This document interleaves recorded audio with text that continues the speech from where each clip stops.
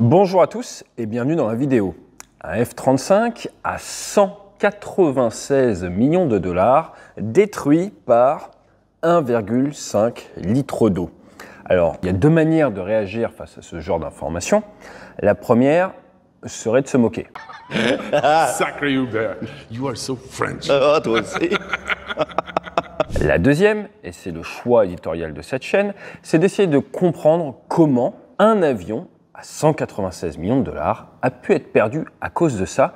Quel est l'enchaînement d'événements malheureux? Et vous allez voir, ça commence sur une base aérienne au Japon qui a amené à ces images absolument incroyables que l'on avait commentées à l'époque, où on s'était d'ailleurs dit, eh bien, pour que le pilote soit en dessous de l'avion, c'est que ça devait être une possibilité comme ça.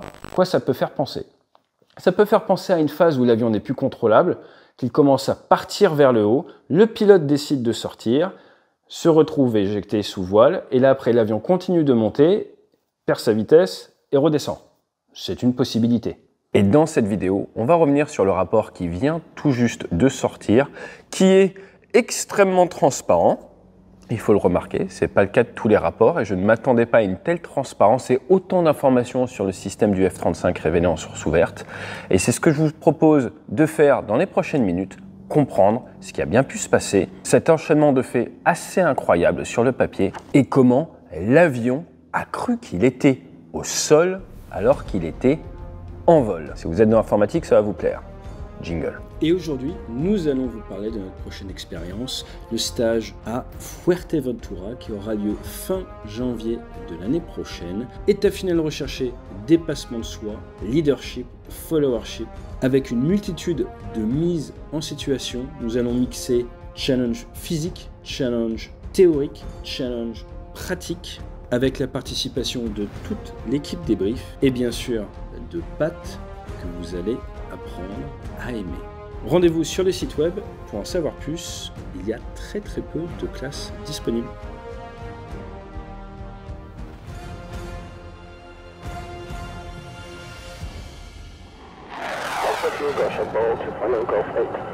Roger, ball.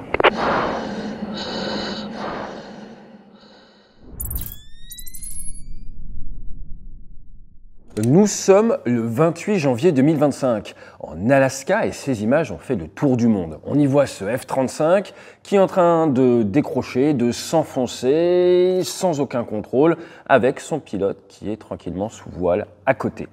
Alors forcément, cela a beaucoup fait parler, c'était la 11e perte d'un F-35. Nous sommes non pas sur la base où il y a eu la rencontre entre le président Poutine et le président Trump, ça c'était à Anchorage, sur la base de Elmendorf-Richardson, où depuis 1940, il y a des chasseurs, P-38, puis P-40, B-17, et où actuellement, il y a la 3e wing, vous voyez sur leur queue, il y a marqué Alpha Kilo, 6000 aviateurs, du E-3, l'avion radar, du C-17, du F-22, ils ont 2 escadrons de F-22. Et bien là, on est sur l'autre base de chasse de l'Alaska, juste en face de la Russie, Ellison, du côté de Fairbanks. On est à 443 pieds d'altitude, une seule piste de plus de 4400 mètres, 1432. Le nom de la base est dû à un pilote qui travaillait et faisait des vols transarctiques dans le Grand Nord et c'est la base de Red Air. La base en fait qui forme les gentils, les blues lors des exercices et ils ont une spécialité qui est celle de faire du Red Air. Le Red Air c'est quand vous simulez les méchants. Et c'est la 354e Fighter Wing qui fait ça, avec notamment 3500 personnels et 54 F-35, mais également des F-16.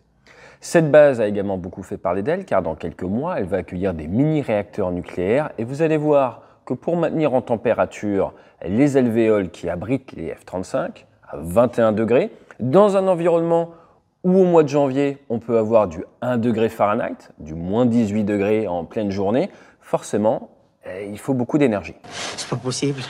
Il fait au moins 8000. Alors, que s'est-il passé? La mission du jour était simple. Vous avez une patrouille de 4 avions qui doit faire les raids, les méchants, pour une patrouille à entraîner de gentils, 2 F-35. C'est donc 2 F-35 bleus contre 4 F-35 rouges. L'avion qui va être perdu, c'est le numéro 3 de la patrouille. Il s'agit d'un évaluateur, un pilote avec beaucoup d'expérience pour le F-35. Pourquoi je précise? Eh bien parce qu'on voit cette tendance actuellement d'avoir des pilotes qui ont de moins en moins d'heures de vol. C'est dû forcément au prix de l'heure de vol, à l'ultra haute technologie, à l'avancée des simulateurs, mais accrochez-vous bien, surtout si vous êtes un ancien de l'armée, ça va juste vous faire halluciner quand on voit l'expérience de ce pilote qui est pourtant un évaluateur, un testeur. Il est testeur avec déjà 52 heures en test, 404 heures comme instructeur, donc ça nous fait quand même 455 heures en instruction ou en test. Et là, vous vous dites, il doit avoir 2000 heures sur la machine. Il a 554 heures de F-35. Donc, je vous fais les maths. Quand il a eu 100 heures de vol sur F-35, il est devenu instructeur et après, derrière, évaluateur. Alors là, vous vous dites, oui, on peut le comprendre, c'est quelqu'un qui a une très grosse expérience sur chasseur. Peut-être qu'il a 2000 heures de F-16 ou beaucoup d'heures, parce que le F-35, surtout dans cette unité, c'est un avion qui est utilisé pour la suppression des défenses adverses et également pour le combat aérien. Donc c'est quelqu'un qui arrive avec une très forte expérience peut-être sur F-22 ou sur F-16, c'est logique. En fait, il a 1700 heures de A-10. C'est un spécialiste de l'attaque au sol. C'est pas du tout ce qu'il va faire avec son F-35. Et là d'ailleurs, ils vont faire de l'ACM. Mais il a des heures de F-16, 146, ce qui n'est absolument pas suffisant pour maîtriser par exemple le combat aérien longue portée dans la vision tactique que l'on s'en fait en France. Donc ça, c'est extrêmement intéressant parce que c'est un changement par rapport à ce qu'on pouvait voir il y a une dizaine d'années. On se rend compte que l'expérience réelle des équipages sur ces avions de très haute technologie, elle a fait 3/4 d'eau et elle descend. Et si à l'heure actuelle, ça ne prête pas vraiment à conséquence, on verra dans quelques années, une fois que la nouvelle génération, qui aura très peu d'heures de vol, aura été formée par une génération qui elle-même n'a pas beaucoup d'heures de vol. Si vous voulez un exemple, dans les 30 derniers jours, il a 8,7 heures de vol pour 5 vols. 5 vols en 30 jours. Vous allez me dire, il devait être en vacances. Dans les 60 derniers jours, il n'a pas 20 heures de vol et 11 vols. Dans les 90 derniers jours, il a fait 16 vols, notre évaluateur, et 29 heures. Ce qui nous montre clairement qu'ils sont sur une pente à 10 heures maximum par mois. Et 5 vols par mois, ce qui est en gros ce qu'ils font dans la garde nationale. C'est en train de nous dire qu'ils font 1,2 vols par semaine. Peut-être 1,5 vol par semaine ouvrée. Là où de nombreux anciens pilotes de chasse tirent la sonnette d'alarme aux US en disant il faut 3, 4, 5, 6 vols par semaine pour être vraiment à l'aise. Et plus la machine est complexe, plus elle est omnirôle, plus il vous faut des heures. Je ne vois pas comment, en 5 vols par mois, ils peuvent rester bons dans toutes les missions. Donc je pense que ça, c'est un signal faible qui nous montre que d'un point de vue tactique, 3/4 d'eau, c'est en train de descendre. Et regardez un petit peu sur Internet, vous verrez de nombreux articles qui tirent justement la sonnette d'alarme sur le fait qu'il faut que les pilotes de chasse volent plus. Si vous avez juste un chiffre à retenir, le standard au temps, normalement, c'est 180 heures. En France, on est à la peine, on est dans les 160. Quand je calcule, notre pépère, il est évaluateur, il est sur une courbe à 120 heures. Donc, c'est largement pas suffisant pour être à un très haut niveau de standard. Maintenant, est-ce que les adversaires potentiels volent moins?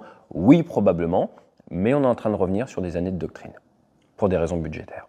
Cette petite aparté très importante, surtout d'un point de vue FH et moyen, mise de côté, on attaque dans le dur. Que va-t-il se passer pendant notre vol? Je vous la fais en très rapide et après on rentre dans le détail. L'avion va être maintenu au sol une quarantaine de minutes en dehors de son abri à 21 degrés. Il va être exposé à du moins 17 degrés et parce que les mécaniciens ont rempli ces amortisseurs avec un mélange d'hydraulique et d'eau, parce que le jerrycan de liquide hydraulique a été mal stocké, le pilote va avoir un énorme souci au moment de la rentrée du train avec son train qui ne rentre pas normalement. Il va faire une inspection visuelle. Ils vont se rendre compte qu'en plus sa roulette de nez est inclinée à 17 degrés, ce qui va poser d'énormes soucis. S'il se pose, il risque de faire une culbute. Il ne peut même pas prendre un brin de sécurité parce que il va passer sur le dos. Il se retrouve donc à faire une conf call avec des experts de Lockheed Martin. Tout le monde réfléchit. Au final, il vient, il fait un touch and go. Ça ne permet pas vraiment de résoudre le problème. Il se présente pour un deuxième avec volonté de toucher le train avant pour essayer de ramener la roulette avant dans l'axe. Problème. En comprimant le train lors de ce toucher, à cause de l'eau qui a gelé, le train ne va pas se redétendre, les amortisseurs vont rester en pression et 3 détecteurs weight on wheels, qui sont des détecteurs pour voir s'il y a du poids sur les jambes de train, qui regardent en fait la compression au niveau de l'amortisseur, vont se détecter que l'avion est au sol alors qu'il est en l'air et vont donc initier un changement dans les commandes de vol électrique de l'aéronef. ce qui va rendre l'avion incontrôlable, car le pilote ne peut plus contrôler l'avion pensant être au sol. À ce moment-là, il n'y a qu'une seule chose à faire pour le pilote, tirer la poignée et sortir. Et je crois que là, on a une grande première dans l'histoire de l'aviation. Alors, point très intéressant. Avec l'arrivée des nouvelles technologies, forcément, on a des nouveaux soucis. Je ne dis pas ça pour le rime, là, c'est un exemple parfait. Avec des avions toujours plus avancés d'un point de vue technologique, chaque grande révolution de techno a vu son lot d'accidents. Pensez au Rio-Paris, pensez au 737 MAX. À chaque fois, eh bien, ce sont de nouvelles leçons. Maintenant, si vous dites la technologie, c'est pas bien, regardez les statistiques. L'aviation n'a jamais été aussi sûre et il y a de moins en moins d'accidents. Il y a de plus en plus de transparence et que les Américains partagent ça, c'est absolument exceptionnel. Pourquoi? Eh bien parce que toutes les flottes en fait connaissent des problèmes par basse température. Regardez la 400M, elle allait faire des tests à basse température, ils ont eu des leçons. Le Rafale a été envoyé faire des tests à basse température. Il y a des leçons également qui en sont sorties. Quand vous prenez votre ordinateur, vous allez vous mettre à moins 40, vous allez avoir des problèmes. Et forcément, tout cela doit s'anticiper. Et à un moment où on est en train de nous parler du passage du Nord, où on nous parle beaucoup du Groenland, c'est intéressant de voir que presque jamais dans l'histoire de l'humanité, on a eu du matériel de première ligne, de première attaque, qui était si peu adapté, si peu rustique face au froid. Et il faut donc créer tout un écosystème logistique pour permettre à ce matériel de fonctionner tout court et de fonctionner de manière optimale si possible. Allez, on attaque. Notre patrouille du jour, c'est callsign Yeti. En face, c'est Chewie 01, Chewie 02. Je trouve ça assez bizarre de faire de l'ACM avec 4 méchants, 2 gentils. Ça va être un truc de pilote de F-35. Il n'y a pas plus d'infos en source ouverte, je n'entrerai pas dans le débat. Le seul risque qui a été identifié, c'est un risque qui a un petit peu de nuages dans la zone. Mais sinon, le vol est normalement avec un risque bas. À la mise en route, notre équipier, le numéro 3, a un IPP fail, Integrated Power Package Failure. Donc c'est un souci au niveau de la génération électrique à bord. Il va donc devoir débugger et réparer sa machine. Il va sortir du shelter à 10h42 local. Et là, il ne va pas décoller avant 11h22. Pourquoi? Parce qu'en tout, il y a 6 F-35. Et sur les 6 F-35, il y en a à minima 3 qui ont des soucis liés justement à l'informatique et ils doivent débugger. Donc ils vont pouvoir partir en vol derrière, mais il y a des resets à faire. Ce qui est intéressant, on le voit bien avec les avions modernes, vous prenez un super étendard, ça démarre, c'est bon, c'est pas bon. Vous prenez un de mes ULM, ça démarre, c'est bon, c'est pas bon. Vous prenez un 787, vous prenez un 350, vous prenez un Rafale, vous prenez un Typhoon. Eh bien, en fait, on va démarrer beaucoup plus tôt quand on a vraiment besoin de faire le vol parce qu'on sait qu'on risque d'avoir des petits resets à faire. Un point que je me suis jamais expliqué, j'ai toujours demandé et jamais eu la réponse, pourquoi est-ce qu'on ne demande pas aux mécanos de démarrer les avions avant? Voilà. Ils faisaient ça pendant la Seconde Guerre mondiale. Je crois que c'est des raisons de responsabilité. Moi, j'avais poussé ça dans la marine à un moment. Pourquoi est-ce qu'on ne fait pas démarrer l'avion avant et nous, on monte dedans, l'avion prêt, l'avion aligné avec 0 panne, plutôt qu'arriver dans l'avion, démarrer, se rendre compte que l'avion n'est pas bon, devoir prendre le spare, ce qui arrive sur les avions modernes quand même avec un certain pourcentage. Voilà, si vous êtes décideur, il faut peut-être y réfléchir, je ne sais pas. Toujours est-il, ça décolle à 11h22. Après 40 minutes passées au sol, comme on l'a dit, par moins 17, moins 18 degrés, là où, normalement dans l'abri thermique, là où il a mis en route, il fait 21 degrés. C'est pas tout à fait pareil. Après décollage, l'avion accélère et il fait froid. Alors ça pousse, puis il fait froid, puis ça pousse. Et rapidement, il arrive à 275 nœuds et là, il a une alarme Overspeed Gear. L'alarme Overspeed Gear, elle est là pour vous empêcher de dépasser 300 nœuds avec le train qui n'a pas fini sa cinématique. Pourquoi est-ce qu'elle sonne à 275 nœuds? Là, on voit un peu la logique du F-35, parce qu'il y a une temporisation de 3 secondes avant. Elle regarde votre vecteur vitesse, elle voit que vous allez dépasser la vitesse du train, et plutôt que d'attendre les 300 nœuds pour vous dire « échec, t'as abîmé le train », eh bien, elle va vous anticiper, ce qui permet au pilote tout de suite de tirer sur le manche, de réduire les gaz, mais ça accélère tellement qu'il va quand même monter à 308 nœuds pendant 7 secondes. Le problème qu'il a, c'est qu'en fait, la jambe de train avant n'est pas tout à fait rentrée et la trappe de train ne s'est pas fermée. Alors, il va s'annoncer 3 Tide 275 knots, nose gear remaining open, ce qui veut dire numéro 3 Tide, je suis accroché radar derrière le numéro 2 et derrière le numéro 1, donc j'ai la conscience de la situation, je vous suis. J'ai 275 nœuds, il l'annonce parce que ce n'est pas la vitesse standard, ça permet au 4 de savoir qu'il ne faut pas qu'il accélère trop.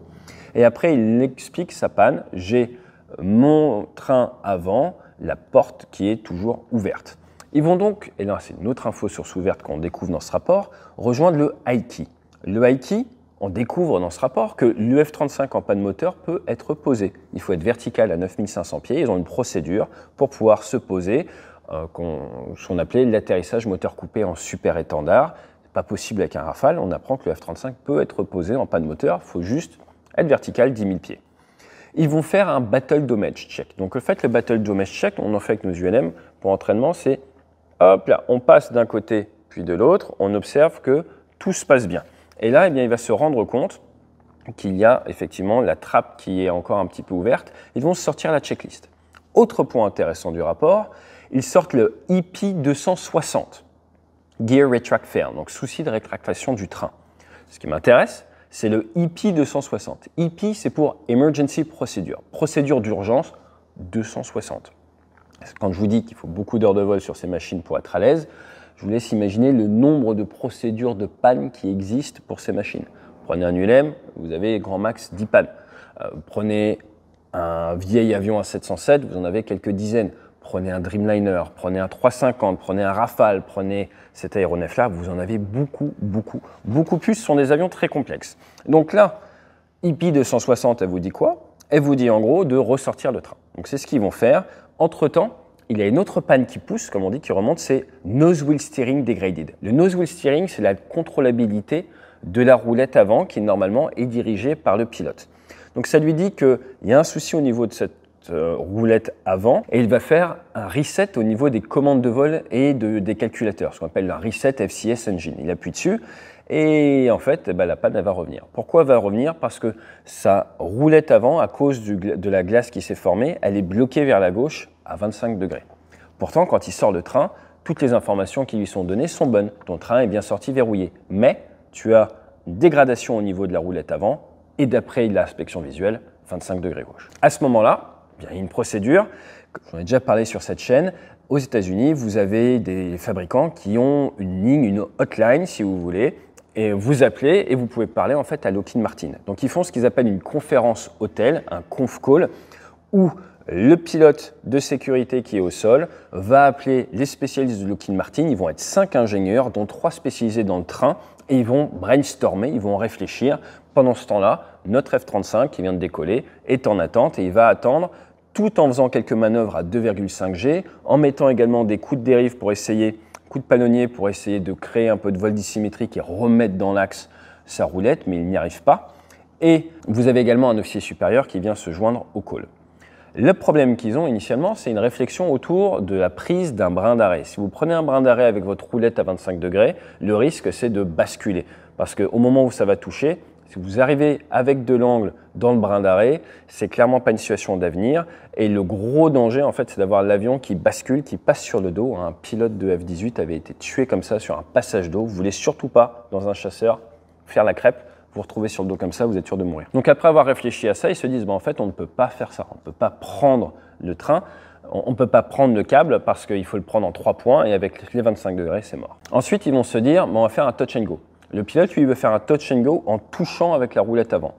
Les ingénieurs et les personnes au sol, ils ne veulent pas. Ils disent qu'il y a très peu de chances que ça fonctionne. Ils voudraient que ça touche que du train principal. Donc, près d'1 heure après le décollage, notre pilote se présente et va faire un touch and go qu'avec le train principal. Et là, il y a une nouvelle panne.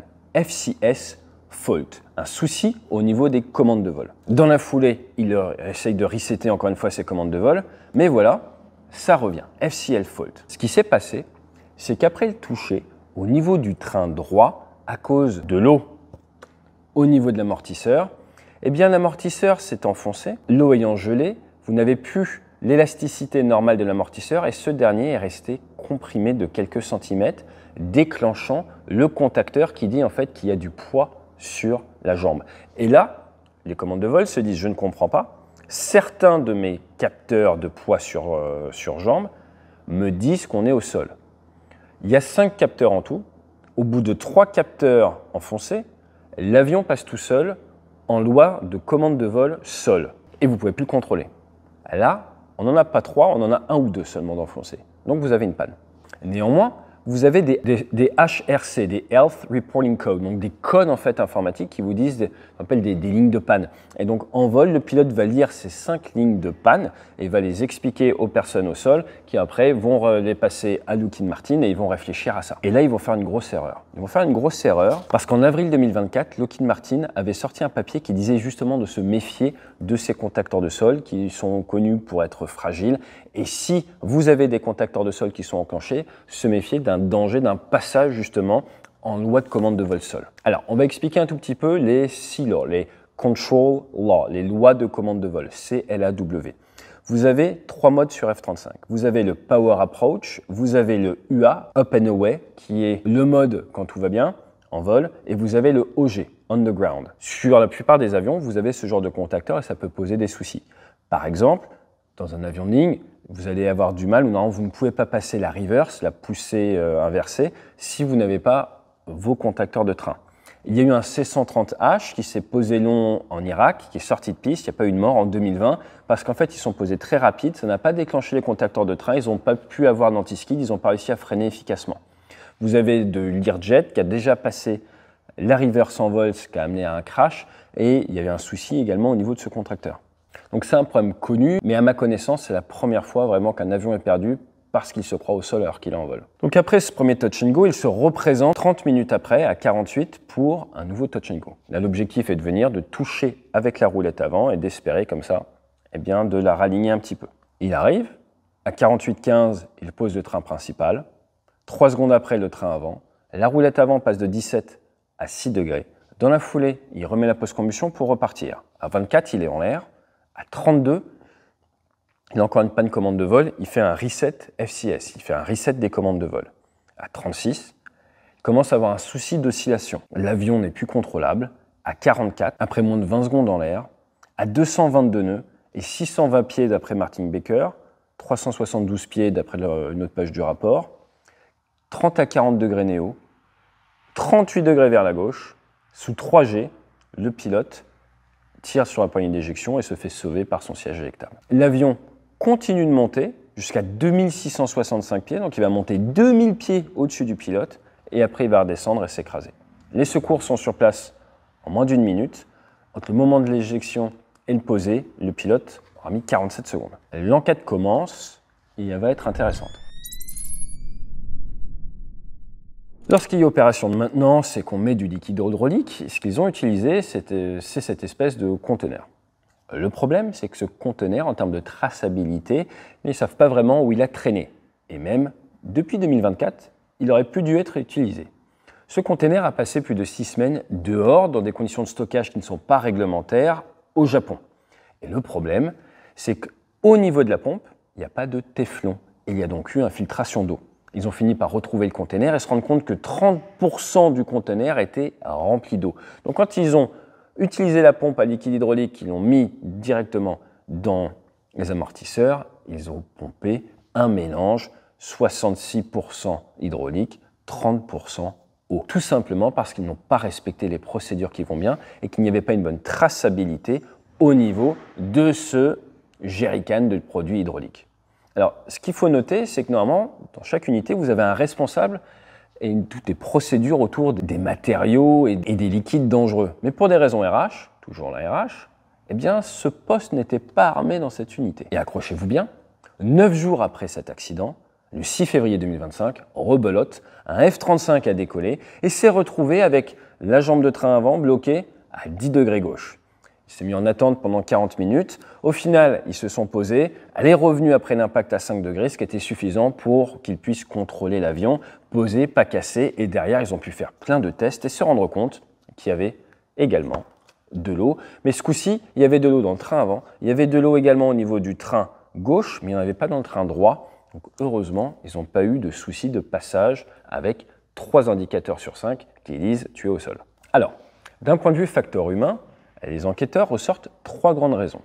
La première, c'est un mauvais team resource management. Dans l'aviation de ligne, on parle de crew resource management. Dans une patrouille de chasse, on parle de patrouille resource management. Si vous voulez amener ces concepts au monde de l'entreprise ou au sol, c'est du team resource management. C'est quelque chose qu'on fait avec des briefs, ça marche extrêmement bien. Et là, il était mauvais. Mauvaise communication, mauvaise remontée d'informations, mauvaise culture, donc forcément lors de l'enquête c'est mis en avant. Le deuxième point, c'est une mauvaise supervision du commandement. Pourquoi? Eh bien parce qu'on se retrouve avec des postes clés qui ne sont pas armés, des procédures qui ne sont pas respectées, et dans l'armée américaine, le commandant est responsable de la bonne application des procédures pour les échelons d'en dessous. Pour ça qu'on a vu d'ailleurs, ces derniers temps, sur un porte-avions américain, le commandant être relevé. Certains membres de son équipage n'étaient pas au standard. C'est le commandant qui saute dans ce cas-là, car c'est lui qui est responsable de la formation et du maintien au standard de ses équipages. En numéro 3, on a un défaut d'identification de pratiques dangereuses, notamment avec ces liquides hydrauliques. En plus de tout ça, on a la non prise en compte de la note d'avril 2024 de Lockheed Martin, mais là, la petite information qui nous manque pour vraiment faire preuve d'humilité, c'est combien de notes similaires Lockheed Martin sortent-ils par an? On n'a pas l'information. Mon expérience sur avions modernes tendrait à dire beaucoup trop. Et c'est bien sympa de dire, regardez, il y a eu un mail, il y a une note, mais quelle est la capacité pour les utilisateurs de prendre conscience de ça? Quand vous voyez que la sortie de train, c'est la procédure 260 de secours, vous vous doutez bien, qu'on a une surcharge administrative, une surcharge théorique pour les utilisateurs de ces machines-là et que c'est extrêmement dur de suivre tout ça. Vous doutez bien, avec une petite carrière dans la chasse avant, le genre de souci de train, oui, on en a déjà vécu. Moi, j'ai eu par exemple un équipier en super étendard, on décolle, je décolle en tête, il est derrière et il me dit j'ai fait un dépassement de vitesse du train. Il a oublié de rentrer le train au décollage. C'est un gars très bien. Il a fini commandant de flottille d'ailleurs sur Rafale. Ça arrive, qu'est-ce qu'on va faire dans un cas comme ça avec un avion on va dire, de 3e génération classique?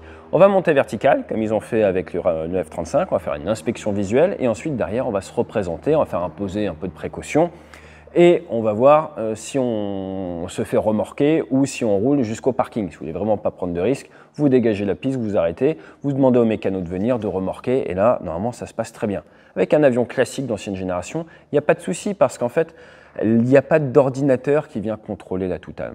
L'éternel problème de l'informatique, c'est quand la data est corrompue. Et là, on se retrouve dans un cas non anticipé de data du weight on wheel, du poids sur les jambes de train qui est corrompu, qui donne les mauvaises informations. L'ordinateur lui fait ce qu'il croit être juste au vu des informations qu'il collecte. Et Lockheed Martin a quand même mis 5 senseurs, mais on est dans un cas assez incroyable où 3 sur les 5 donnent une mauvaise information à cause d'un problème initial commun. Les autres grands classiques autour du train, c'est par exemple des pilotes qui sont catapultés avec le frein de parc tiré. Là, vous perdez vos pneus directs, c'est dommage, mais il n'y a pas mort d'homme. On a même vu un Airbus tirer le frein de parc sans faire exprès en vol et se poser avec le frein de parc tiré. Pareil, vous allez perdre vos pneus, mais il y a quand même de la vie. Maintenant, ce qui est très intéressant, c'est cette problématique de la roulette avant qui est de travers. Comment est-ce que vous réagiriez si dans votre avion ça arrivait? Ce n'est pas un cas facile. Et on pourrait même se poser la question de est-ce qu'il n'aurait pas mieux fait de rentrer le train, même avec la jambe de train mal ouverte à l'avant et faire un posé sur le ventre? Bizarrement, ce n'est pas une option qui est avancée dans le rapport.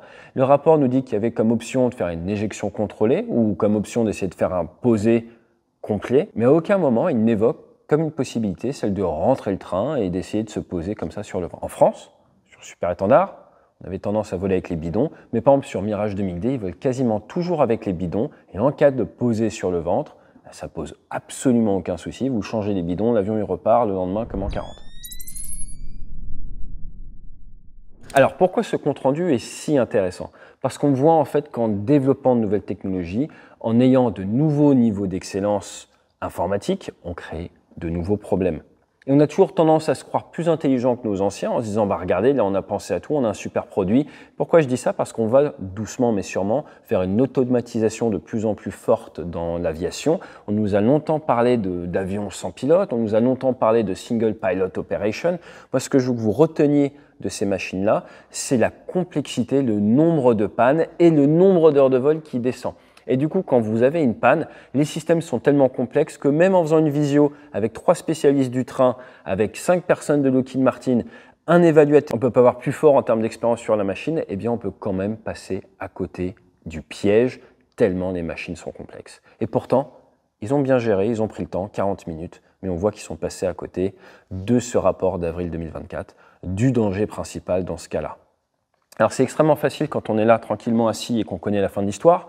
C'est un peu comme le débarquement en 40, entre l'information et la conscience de la situation et la confiance des gens le 6 au matin et ce qu'on sait quand on lit l'histoire 30 ans après, bah, c'est plus facile mentalement quand on sait comment ça s'est passé. Toute la difficulté est toujours la collecte de l'information, également la découverte de l'angle mort. C'est pour ça que dans ces réflexions, on aime bien avoir une personne qui fait un petit peu le rôle du méchant quand on fait des réflexions tactiques, justement, le raid, mais ce qui peut être très efficace également quand il y a un brainstorm à plusieurs, c'est toujours avoir une personne qui prend le contre-pied, qui n'accepte pas la vision globale et qui essaye de trouver la petite bête. Non pas pour casser les noisettes, mais pour essayer de détunneliser tout le monde et de voir la menace que l'on ne voit pas. Car s'il y a une chose qui est sûre dans l'aviation, mais dans la vie de tous les jours, que ce soit dans un F-35, un Rafale, un Spitfire ou même un SPAD pendant la Première Guerre mondiale, la menace que vous ne voyez pas est celle qui a le plus de chances de vous tuer. Et ce jour-là, elle était transparente et elle changeait de forme en fonction de la température. Ouais, vous n'avez pas cru que c'était simple non plus. Vous avez peut-être vu, j'avais une cassette spéciale aujourd'hui. J'ai la grande chance d'être le parrain d'une superbe association qui a pour mission de faire voler nos aînés. Car eux aussi, ils ont le droit de s'envoyer en l'air. Alors on vous met un tout petit clip sur la magnifique initiative de Des rêves et des ailes. Je vous dis à très bientôt, pourquoi pas le 20 septembre à l'ACTF, à tous une noble, au Touring Club de France, où je serai présent et où il y aura une super journée aéronautique. Et sinon, n'hésitez pas à nous contacter, on peut se voir à Fuerte fin janvier, on peut se voir dans votre entreprise, team building, ou sinon au niveau des vols. Là, pour ce qui est des vols cette saison, nous, c'est terminé barre et machine, on rattaque gentiment l'année prochaine. On a très peu de journées de vol, très peu de créneaux du fait de mes disponibilités. Alors pour la saison prochaine, n'hésitez pas à réserver tôt. On vous tiendra au courant en fin d'année quand on ouvrira les résas. Et d'ici là, fly safe.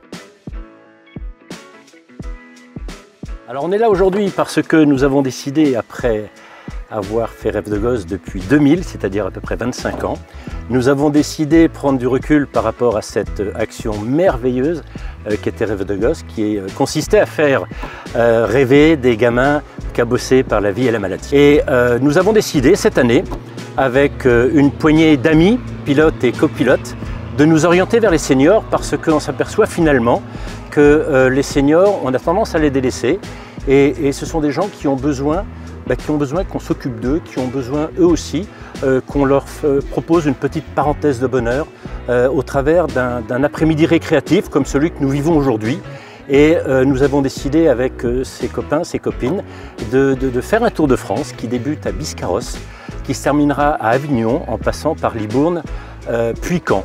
Donc nous devrions offrir à peu près 120 tours d'avion à nos seniors qui en ont bien besoin parce que ce sont bien souvent des gens qui sont malheureux, qui sont tristes parce que leur vie change, parce que leur quotidien est bouleversé, parce que ce sont des gens qui, pour des raisons diverses et variées, sont parfois obligés de quitter leur domicile pour aller dans des centres parce que les choses évoluent comme on ne souhaiterait pas toujours qu'elles évoluent.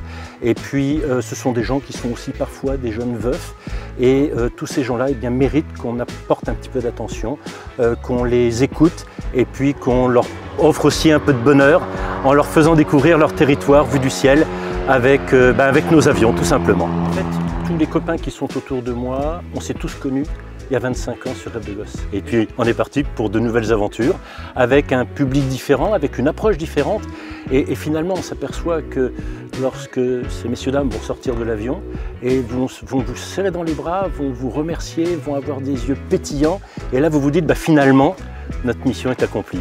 N'est-ce pas madame? Oui monsieur. C'est la vérité vraie.